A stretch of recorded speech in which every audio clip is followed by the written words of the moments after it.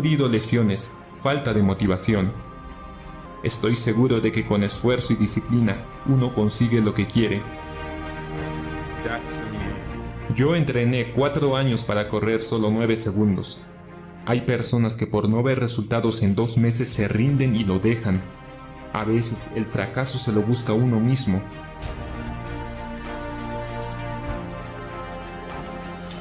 Aunque cuando eres joven, solo piensas en divertirte, no te preocupas por el futuro. Pero después de un tiempo, ves lo que puedes conseguir con un poco de disciplina. Te das cuenta de lo que puedes hacer, te das cuenta hasta dónde puedes llegar con disciplina. Así que lo debes hacer si quieres ser grande. Miedo al fracaso es una gran inspiración, porque es ese miedo el que te impulsa a superarte, a no quedarte en el camino. Así que no pienses en los límites. Entiende que tu momento es ahora. Estás en tu mejor momento. Comienza ya. No te puedes poner ningún límite. No hay nada imposible. Listo, bueno. Acabamos de escuchar comentarios de algunos de los mejores deportistas de alto rendimiento en el mundo, cada uno compartiendo un poco de cuáles fueron esas experiencias que le permitieron llegar hacia el éxito. Y quiero hacer aquí hincapié en uno de mis personajes favoritos, quien es Usain Bolt, como todos sabemos, ícono del atletismo, medallista de oro, reconocido como el hombre más rápido del mundo. Pero él reconocía que para poder llegar a ese éxito debía tener mucho más que azar o talento innato. Él reconocía que para poder llegar al éxito debía desarrollar ciertas habilidades como disciplina, como perseverancia, como esfuerzo y como tener un enfoque 100% claro en sus metas. Él entendía que si quería llegar a ese éxito era indispensable que tuviera una preparación. Él entendía que si quería llegar al éxito debía entrenar ardua e intensamente todos los días. Él entendía que si quería llegar a ese éxito debía abstenerse de ciertas cosas, como alimentos insanos, ¿sí? Comida poco saludable, malas amistades de pronto, alcohol, el trasnocho. Él entendía que si quería llegar a ese éxito debía sacrificar ciertas cosas también. Sacrificar tiempo personal, tiempo con su familia, debía sacrificar horas de sueño también. Mientras muchos de sus amigos estaban a las 7 u 8 de la mañana durmiendo, él ya llevaba 3 horas en la pista entrenando.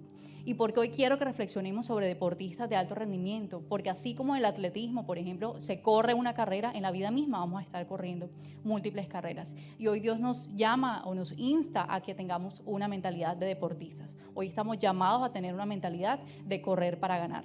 Y ese es el título que le he dado a este mensaje del día de hoy, correr para ganar. Y volviendo al tema, te decía que desde que nacemos estamos corriendo múltiples carreras, ¿cierto? Corremos la carrera del matrimonio, corremos la carrera de ser padres, corremos la carrera de la vida laboral o de nuestra vida profesional, pero hoy quiero que profundicemos e interioricemos un poquito más en esa carrera de la vida cristiana. Esa carrera que consta en un camino de fe que tiene un inicio, un recorrido y una meta. Un inicio, pues, que empieza cuando conocemos a Jesús, cuando nos rendimos ante Él y cuando lo reconocemos como nuestro único Señor y Salvador. Un recorrido, es decir, lo que ocurre a lo largo del proceso de nuestra vida cuando decidimos caminar con Él de nuestra mano. Y una meta final que es lograr la salvación. En otras palabras, esta carrera de la vida cristiana es ese proceso de rendición, es ese proceso de crecimiento, ese proceso de transformación que tenemos cuando decidimos caminar con Jesús. Pero a diferencia de otras carreras, en esta carrera de la vida cristiana, número 1, no estamos compitiendo contra nadie más. Estamos corriendo una carrera completamente individual contra nosotros mismos. Número 2, es una carrera en la cual no corremos por obtener aplausos, por obtener reconocimiento, sino por lograr una meta eterna, que es ¿cuál? Lograr la salvación, ¿cierto? Que si bien la obtenemos por gracia, como lo dice la palabra, también es indispensable que en este proceso nos mantengamos siendo fiel hasta el final. Pero de la misma forma en la cual estos deportistas de alto rendimiento no llegaban a la meta por accidente ni por cuestión del azar, ellos desarrollaban ciertos principios o cumplían ciertos principios. De esa misma forma nosotros, si queremos correr cualquiera de las carreras de la vida que decidamos emprender, debemos desarrollar ciertos principios también. Uno de estos principios es ¿cuál? Propósito. ¿Y qué es el propósito? Es tener una meta, es tener un enfoque, una visión clara. ¿Y por qué es importante que yo tenga propósito? Porque ese propósito es el que me va a mantener con un rumbo. Si no tengo propósito, voy a estar desorientado, voy a estar perdido, no sé para dónde voy a ir, voy a estar desmotivado. Y aquí aplica una frase que no sé si alguien la ha escuchado, que dice: atleta sin meta no gana. Y pasaría lo mismo con nuestra vida. Si vamos corriendo en nuestra vida las múltiples carreras que enfrentamos y no tenemos un objetivo, no tenemos una visión, ¿qué va a pasar? ya creo que podemos prever cuál va a ser el resultado. Respecto a la carrera del matrimonio, es importante que tengamos una meta o una visión desde el comienzo. Yo no me caso con alguien porque sí, porque vamos a ver qué pasa, porque estoy cansada, mi mamá que está dándome cantaleta y necesito irme aquí. No, ese no es el enfoque adecuado. En la carrera del matrimonio debemos fijarnos propósitos y tener una visión también. Debemos establecer hacia dónde queremos llegar. Debemos establecer, antes de unir nuestra vida con una persona, si queremos ser un hogar con propósito, si queremos ser un hogar que inspira a los demás, si queremos ser un hogar que sirva a Dios, si queremos ser un hogar donde Jesús sea el centro de él. Porque es importante que tengamos una visión en nuestro matrimonio, porque esta visión es la que nos va a hacer mantenernos firmes aun cuando llegue la dificultad, aun cuando nuestros esposos pierdan el trabajo, aun cuando nuestros esposos no tengan cómo darnos la provisión. Esa visión a largo plazo nos va a mantener firmes con él, aun cuando nuestros esposos se coloquen barrigoncitos y se les caiga el cabello. Esa visión nos va a mantener enfocados en nuestro matrimonio. En la vida de la paternidad, en este camino, como le llamo yo, caóticamente hermoso de ser padres, debemos tener un propósito o una visión. Yo como mamá tengo una visión con mi hijo, sí, claro, quiero que él desarrolle habilidades, quiero que desarrolle conocimientos, quiero que sea una persona útil para la sociedad, que impacte positivamente el mundo, pero mi visión principal es que mi hijo ame a Dios, mi visión principal es que mi hijo sirva a Dios, mi visión principal es que cuando él crezca y se case, su hogar pueda servir a Dios, así como sus papás lo están haciendo hoy. Esa es mi visión como mamá. Si nos vamos a la carrera de la vida cristiana, debemos tener una visión también. Yo no puedo venir a la iglesia porque me da pena decirle al pastor Freddy que no quiero ir. Esa no es la visión adecuada. Yo vengo a la iglesia porque yo quiero crecer espiritualmente, porque yo quiero conocer a Dios, porque yo necesito de Dios para vivir, para tomar decisiones, para soportar las dificultades. Yo necesito de Dios para todo. Entonces debemos tener en esta vida cristiana un propósito también, que por supuesto es también lograr la salvación. Y quiero dirigirme en este momento, si hay alguna persona aquí que sienta que hoy no tiene ningún tipo de propósito, que hoy me diga, no, Yuste, yo me siento perdida, tengo 40 años y la verdad no tengo ni idea para dónde voy, no tengo visión en mi matrimonio, con mis hijos menos, en mi trabajo no sé qué voy a hacer. Si tú eres una de esas personas que hoy sientes que no tienes un propósito, que no tienes una meta, quiero regalarte una palabra de parte de Dios. Pero para eso es necesario que tú hagas una partecita del trabajo, ya te voy a decir. Esta palabra está en Mateo 6:33, donde dice, mas buscad primeramente el reino de Dios y su justicia, y todas estas cosas os serán añadidas. En otra versión dice, porque Él te dará todo lo que necesites. Yo entiendo que si Dios me dice que me va a dar todo lo que yo necesito, no se refiere solo a recursos económicos. Cuando Él me dice que me va a dar todo lo que yo necesite, ahí está un propósito también. Un propósito hermoso que es único y que es diseñado exclusivamente para ti. Pero ¿qué hay que hacer? Cumplir con nuestra parte del trato y es buscar primeramente el reino de Dios y su justicia. Hay otra promesa bellísima que está en Isaías 30:21 que dice, y tus oídos lo escucharán, detrás de ti una voz dirá, este es el camino por el que debes ir, ya sea a la derecha o a la izquierda. Es decir, Él me está prometiendo que tiene un propósito para mí, que me va a dar todo lo que necesite, pero que también voy a escuchar su voz. Y volvamos a lo mismo, pero ¿qué tenemos que hacer? Buscar primeramente el reino de Dios y su justicia, porque Él nos va a hablar, Él nos va a dar un propósito hermoso a cada uno de nosotros. Listo. Segundo principio que hay que tener, ya hablamos del propósito, vamos ahora con la disciplina. ¿A qué me refiero con disciplina? A ese entrenamiento diario que debemos tener. Estos deportistas de alto rendimiento entrenaban arduamente todos los días y no dependía su entrenamiento de si estaban bien o si estaban mal. Su entrenamiento no dependía de si el clima estaba de una forma o de otra forma. Su entrenamiento no dependía de si se sentían bien o si tenían dolor de panza. Su entrenamiento no dependía de si habían peleado con sus parejas o no. Todos los días ellos tenían que entrenar fuera cual fuera su circunstancia externa. Entonces, de la misma forma tenemos nosotros que aprender a desarrollar esa disciplina espiritual, sea lo que sea que esté pasando afuera. Si estamos en procesos, vamos para adelante con nuestra disciplina espiritual. Estamos pasando dificultades, no es una opción rendirnos, vamos hacia adelante. Y me llamó la atención una entrevista que escuché de Cristiano Ronaldo, donde él decía, mi éxito se lo debo a la disciplina que tuve. Yo era la primera persona en abrir la cancha y era la última persona que me iba de la cancha. Mientras muchos de mis compañeros esperaban que ya fueran las 5 de la tarde para irse para la casa, él estaba y todavía entrenando. ¿Y por qué lo hacía? Porque él entendía que si quería llegar a ese éxito, si quería correr para ganar, él debía entrenar mucho más. Y él debía mejorar no solo en su físico, también en su técnica de juego. Y hoy todos sabemos quién es Cristiano Ronaldo.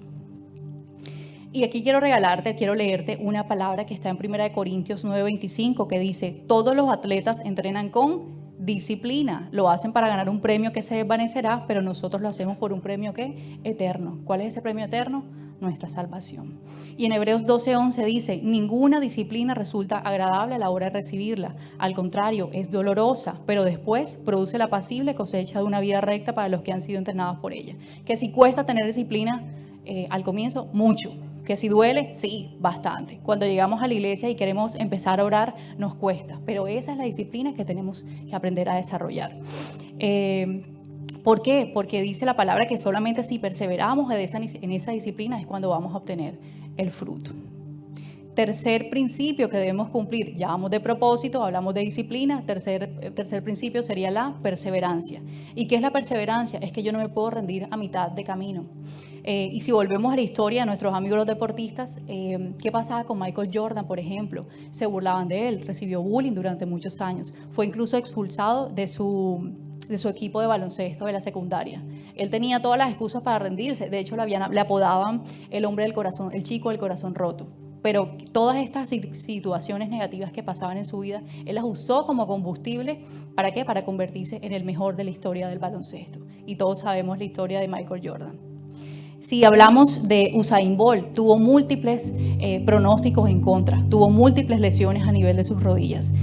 Los médicos le decían, debes quedarte quieto, estas rodillas no creo que funcionen. Pero él utilizó toda esa información negativa a su favor. Se recuperó, volvió a correr y hoy todos sabemos quién es el hombre más rápido del mundo en el atletismo. Entonces, esta misma perseverancia que tienen estos atletas debemos extrapolarla a nuestra vida cristiana. Aún con dolor, aún cuando se burlen de nosotros, aún cuando nosotros mismos nos sintamos chiquiticos como unas hormiguitas, debemos ser perseverantes en esos momentos. ¿Que si es fácil? No lo es, pero no tenemos otra opción. Hay que perseverar. Y cuarto principio que debemos tener si queremos correr para ganar, no te compares. Y por eso Dios nos dio un carril a cada uno de nosotros para que corramos nuestra propia carrera, para no estar mirando hacia la derecha, hacia la izquierda. Tenemos que enfocarnos en nuestro carril. ¿Qué pasaría si está un atleta corriendo su carrera y de repente se le da por mirar qué está haciendo Paulina o qué está haciendo Pedro al otro lado? Se va a distraer, va a perder velocidad, va a perder enfoque y va a perder la carrera. Eso lo tenemos claro. Y quiero compartirte rápidamente algo súper curioso que me pasó. Hace un mes me encontré con alguien en un centro comercial. Fue una chica que estudió conmigo, yo la abrazo y le digo, mira, eres una dura, ya te vas a graduar de anestesióloga, ¿no? Yo te admiro, empiezo yo a echarle flores y flores a esta persona. Ella me queda mirando y al rato me dice, y tú no sabes todo lo que yo desearía hacer tú. Yo perdí mi hogar, tengo un diagnóstico de infertilidad, pero tú tienes un esposo que te ama y tú tienes un niño hermoso. Tú no sabes lo que yo desearía estar en tu lugar. Yo llegué a mi casa sintiéndome como una cucaracha. Me sentía súper mal y le dije, Señor, perdóname porque yo minimizo mis bendiciones. Y entramos muchas veces en ese juego de querernos comparar, de por qué Samir sí toca lindo ese piano y yo no, de por qué Daniela canta tan precioso y yo no puedo hacerlo, sin saber que Dios nos da bendiciones a nosotros.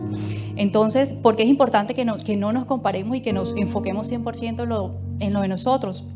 Para no perder la paz, para no perder el gozo y para seguir disfrutando de las bendiciones que Dios tiene para cada uno de nosotros.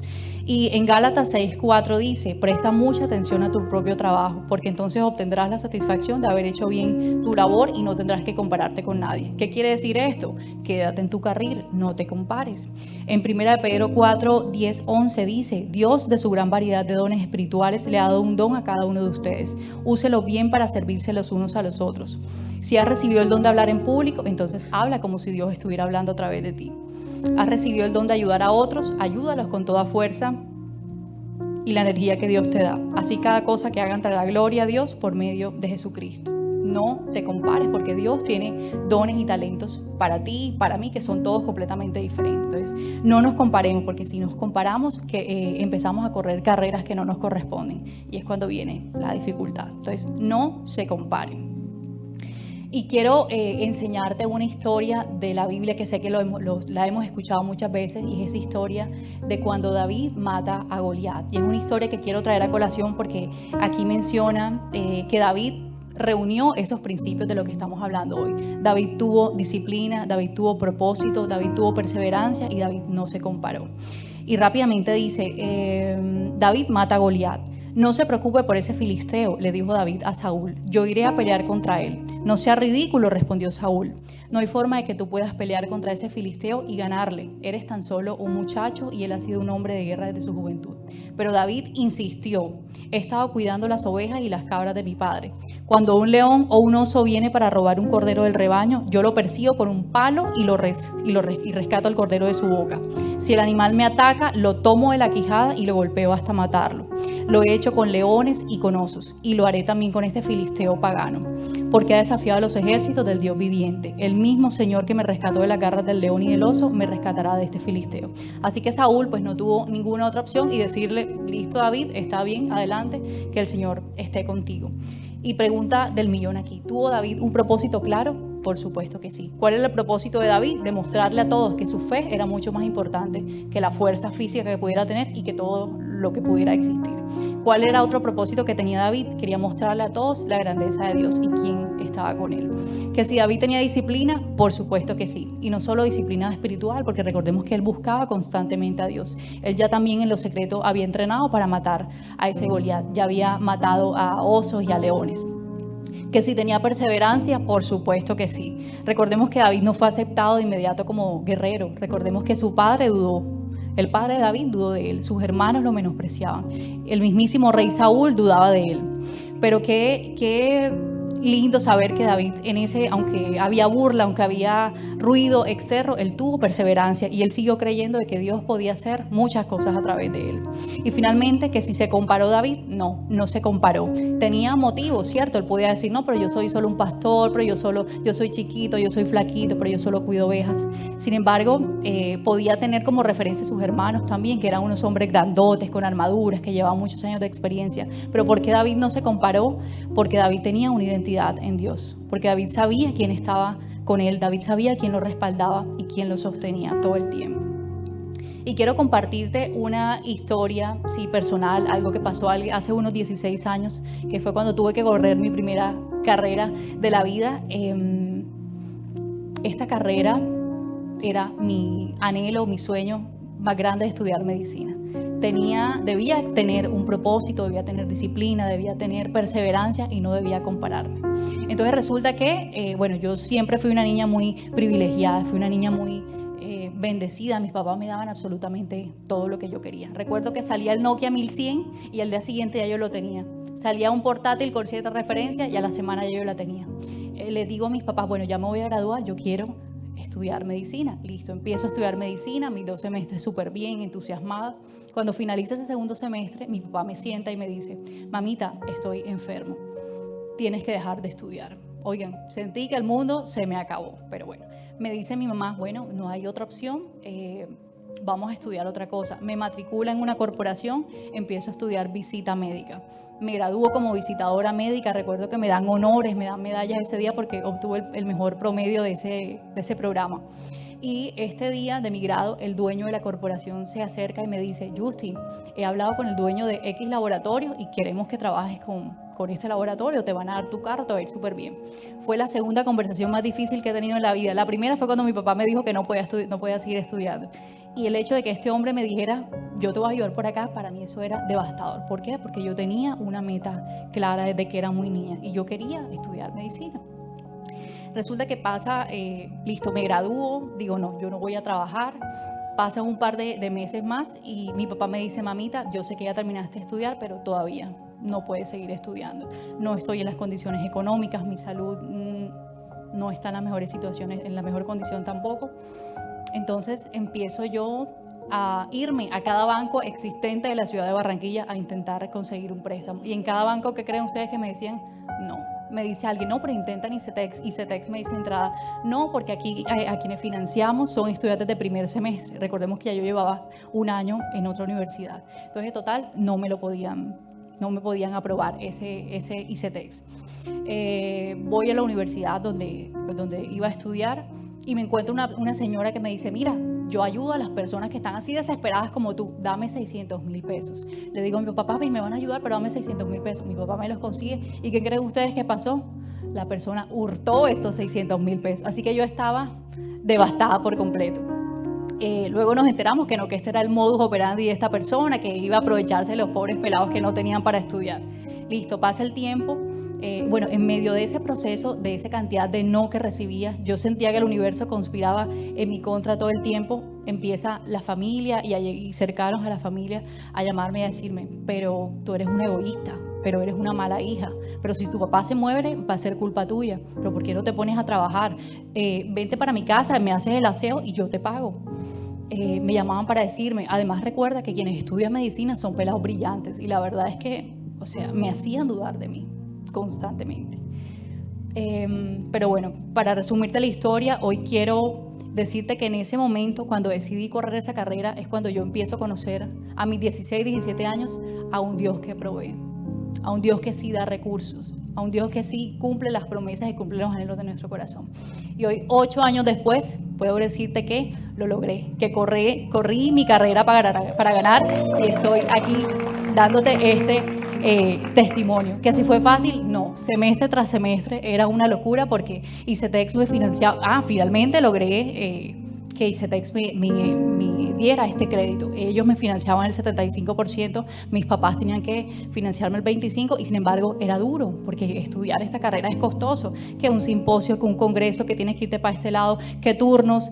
Recuerdo que muchos de mis compañeros estudiaban con enciclopedias de 2, 3 millones de pesos. Yo tenía que pedirles el favor que me prestaran la enciclopedia para sacarle copia, porque no tenía cómo estudiar. Fue muy duro el recorrido de esta carrera.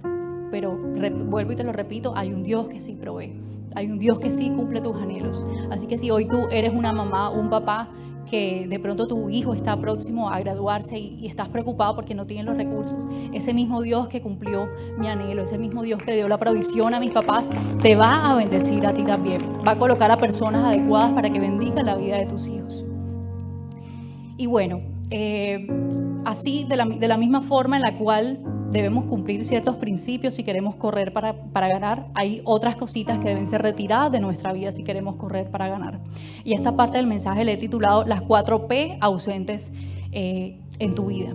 Y 2 de estas primeras P están en Hebreos 12:1, donde dice: por lo tanto, ya que estamos rodeados por una enorme multitud de testigos de la vida de fe, quitémonos todo peso que nos impida correr, especialmente el pecado que tan fácilmente nos hace tropezar, y corramos con perseverancia la carrera que Dios nos ha puesto por delante.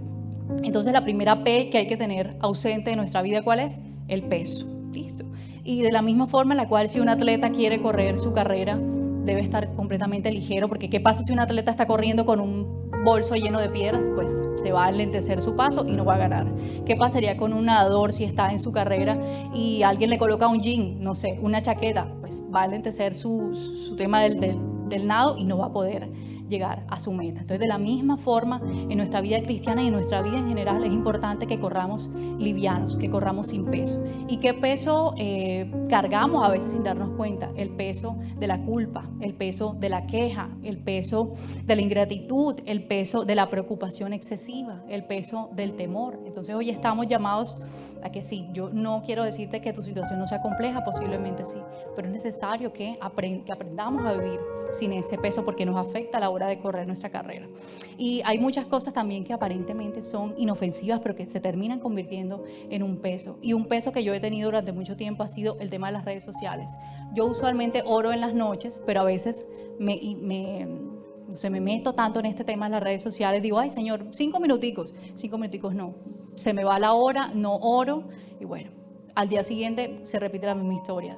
Digo que 10 minuticos, pasan 2 horas y no oro, no hago devocional. Entonces eso, aunque aparentemente sea inofensivo, se convierte en un peso para nuestra vida espiritual. Las series de Netflix que me encantan, me fascinan, se terminan convirtiendo en un peso si no sabemos gestionar el tema de los tiempos de manera adecuada. Segunda P, el pecado. Y con esta palabra hago referencia a nuestra naturaleza pecaminosa. Yo sé que muchas veces asociamos esta palabra con actos graves, pero que pueden ser una manifestación de orgullo, de falta de perdón, de heridas, y que finalmente todo esto nos puede llevar a robarnos la paz, a robarnos el gozo o a detenernos del propósito que Dios tiene para nuestra vida. Y el apóstol Pablo nos da una buena noticia.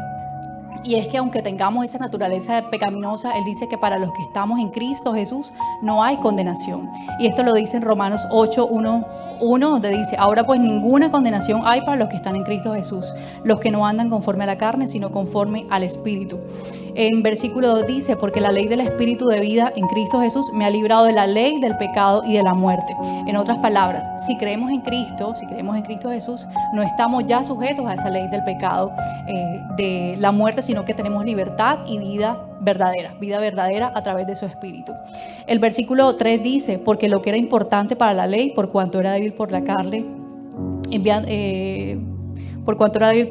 Dios, enviando a su Hijo en semejanza de carne y pecado, y a causa del pecado condenó al pecado en la carne. En otras palabras, en otra versión dice: Dios declaró el fin del dominio que el pecado tenía sobre nosotros. Es decir, que ya el pecado no tiene por qué gobernar nuestra vida, ya no tiene por qué subyugarnos, ya no tiene por qué oprimirnos, porque esa cruz ya fue cargada hace un par de años, ¿cierto? Amén. Y para finalizar el versículo 5 dice: porque los que son de la carne, ¿quiénes son los que son de la carne? Los que no han reconocido a Jesús como su único Señor y Salvador. Ellos piensan en cosas de la carne. Pero los que son del Espíritu, que son todos nosotros los que estamos aquí, porque ya hemos reconocido a Jesús como nuestro Señor y Salvador, pensamos en las cosas del Espíritu. Y en este versículo yo siento que estamos invitados a tener también un cambio de mentalidad. Estamos invitados también a programar nuestra mente en las cosas del Espíritu, porque si estamos en las cosas del Espíritu se nos va a hacer más fácil orar, hacer nuestro devocional, congregarnos. Entonces aquí quiero hacerte una pregunta, listo, ya hemos entendido que no hay condenación para los que creen en Cristo Jesús, pero la pregunta es: ¿estás viviendo realmente en la libertad que nos ha sido otorgada, o estás viviendo todavía con esclavitud? ¿Estás cargando una cruz que no te corresponde? Bueno, tú te responderás. Tercera P que hay que quitar de nuestra vida, y es la prisa. ¿Y qué es esa prisa? Es tener afán. Es ese deseo ansioso de querer llegar antes de tiempo a la meta sin ser formados, sin respetar los procesos. Recordemos que estos deportistas de alto rendimiento no llegaron a la cima de un día para otro. Ellos duraron años entrenándose. Si recuerdan el video, en la parte donde Usain Bolt decía que él corrió... Él entrenó durante 4 años para poder correr 100 metros en 9.58 segundos. Es decir, él no lo hizo de un día para otro. Fueron 4 años donde él trabajó en perfeccionar esta técnica. Y lo que pasa con nosotros es que muchas veces queremos acelerar procesos, estamos llamados a correr ciertas carreras a 15 kilómetros por hora, y nosotros queremos ir a 300 kilómetros por hora, y por eso pasan ciertas cositas. ¿Qué pasa? Por ejemplo, yo recuerdo cuando en algún momento manejé el programa de control prenatal y yo veía niñas de 13 años ya embarazadas. Y ellas me decían: es que yo sueño con tener un hogar, pero ¿creen ustedes que es el momento adecuado a los 13 años de querer correr la carrera del matrimonio? Absolutamente no. Entonces, por eso, por querer acelerar procesos, es que pasan ciertas situaciones. Entonces, hoy estamos invitados a correr nuestra carrera de la vida en general sin prisa, con paciencia. Y finalmente está la última P que debemos quitar de nuestra vida para poder correr para ganar, y es la pausa. ¿Y qué es esa pausa? Son interrupciones. ¿Y qué pasaría si un atleta está corriendo su carrera de 100 metros, pero cada 5 metros hace un stop, hace una pausa? No, corre 5 metros y de repente, no sé, para tomar agua. Corre 5 metros y de repente le rascó la espalda y se detiene a rascarse la espalda. Corre 5 metros y de repente quiere llamar a la mamá. No, estos episodios de pausa nos distraen y nos hacen perder el rumbo o el enfoque de nuestra meta. A veces, y algo que me ha pasado mucho, es que todos los años me propongo ir al gimnasio. Todos los años digo que este año sí voy a moldear mi cuerpo. Pero ¿qué pasa? ¿Cada cuánto voy al gimnasio? Una vez cada 6 meses. Entonces, esa pausa no me va a dejar tener el cuerpo que yo quiera, ¿cierto? De la misma forma, esto podemos extrapolarlo a nuestra vida cristiana. Estas pausas que tomamos a veces no son lo ideal. Estamos llamados a crecer en lo espiritual de forma constante. Estamos llamados a orar todos los días. Estamos llamados a hacer, ojalá, nuestro devocional todos los días. Estamos llamados a congregarnos siempre que haya experiencia. Porque es importante que no tengamos estas pausas, porque estas pausas nos detienen, porque estas pausas a veces nos impiden avanzar y no nos permiten a veces obtener los frutos que deseamos para nuestra vida. Y en este momento quiero que reflexionemos sobre cuáles son esas 4 P que debes retirar de tu vida, cuáles son esas 4 P que te estancan en el propósito que tú tienes para ti. Y quiero hoy invitarte a que aprendamos a desarrollar estos principios si queremos correr para ganar.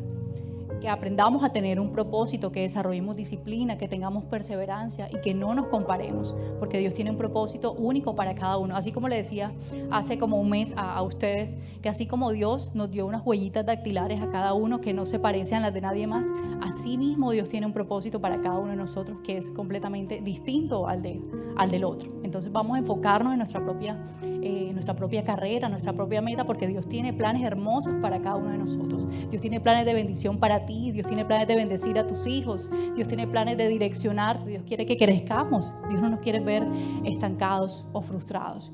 Entonces hoy mi invitación es a que busquemos de Dios, porque vamos a obtener un propósito hermoso al final. Y quiero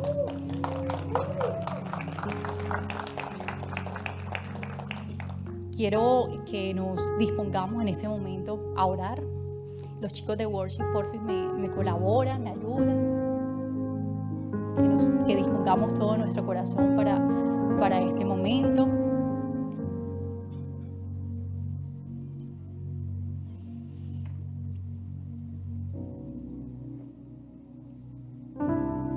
Ya vienen estos chicos.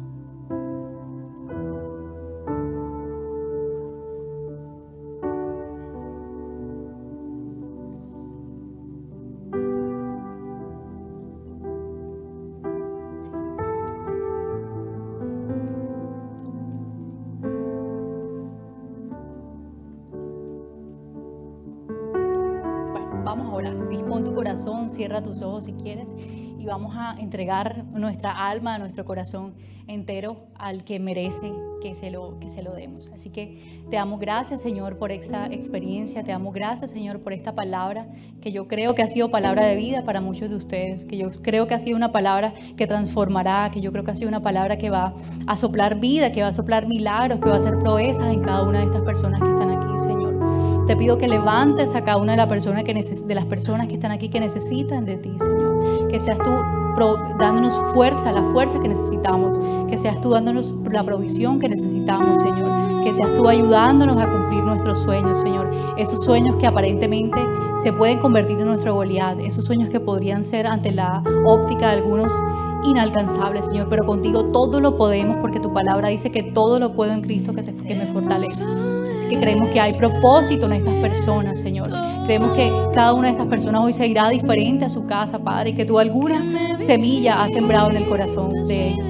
Te alabamos, Señor. Te bendecimos. Honramos tu nombre, Señor, porque tu nombre es sobre todo nombre, Padre.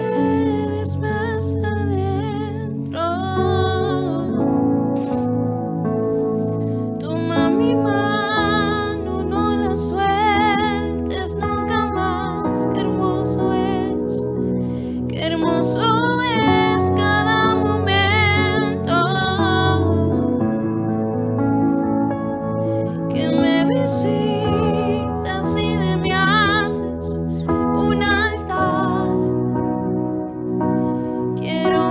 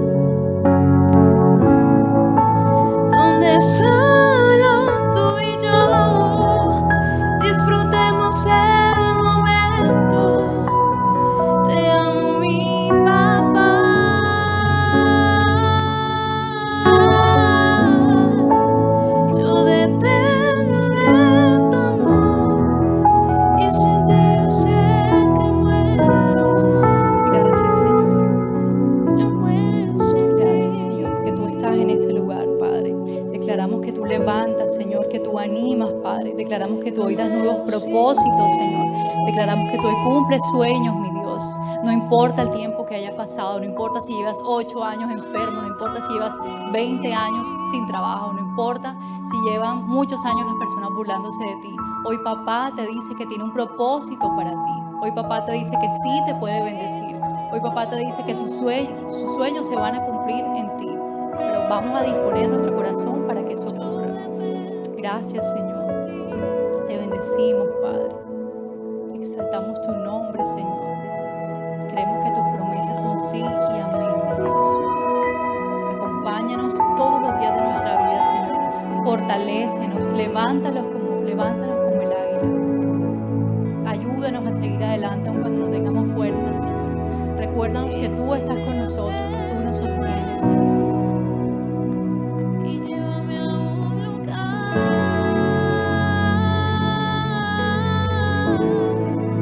donde solo tú y yo disfrutemos el momento. Te amo, mi papá.